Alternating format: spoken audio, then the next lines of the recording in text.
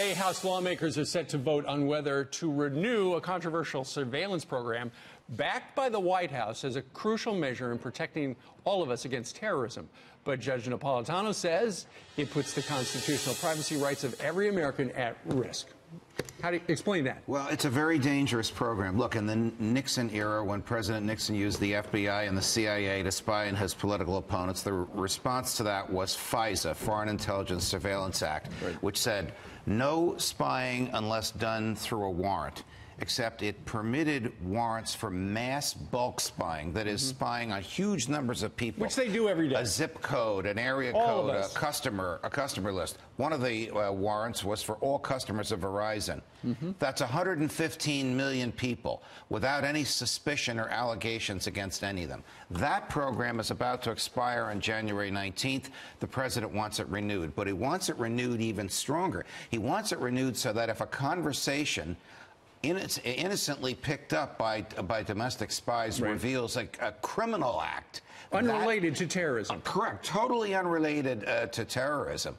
That information can be used in the prosecution of the crime. That violates the whole purpose of the Fourth Amendment, which is to prevent suspicionless surveillance and to deny the use of that evidence to the police. I know the House Freedom Caucus doesn't like this whole program because so many Americans are targeted, whether we know it or not. But for the White House to be behind the part that will open more Americans up, that's surprising for the administration, because it was the FISA and essentially this whole program that got Donald Trump in trouble with the Russian stuff. Not his fault. In my column this morning at foxnews.com and elsewhere, I did my best to explain the history of this and why it's against the Constitution.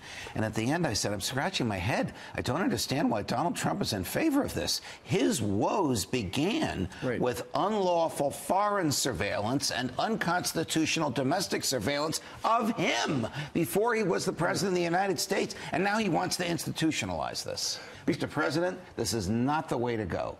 Spying is valid to find the foreign agents among us, but it's got to be based on suspicion and not an area code. And, Judge, it's got to be based on fact.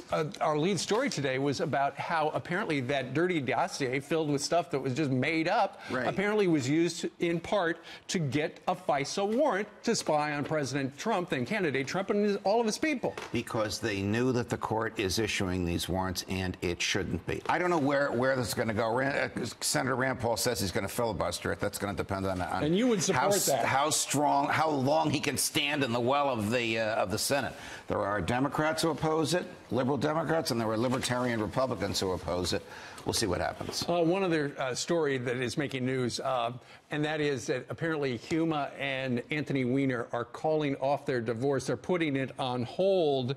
And don't tell me they're reconciling. No. They say for the privacy of the child and stuff like that. I had a lawyer send me something yesterday and wondered whether or not they were calling off the divorce for spousal testimony privilege if she were indicted. If she is indicted, she can prevent him from testifying against her so long as they are married, correct. Now, that may be a legal reason for it. They may have practical reasons for it. I don't know where he's in jail, but he's in jail. You can't really manage your litigation while you're in jail. Okay. We'll see where this one goes. No kidding. All right. Judge, thank you very much. I'm off to D.C. with Brett Baer and Company today. We'll watch it tonight, 6 p.m. Eastern. Thank you. Thank you, Judge.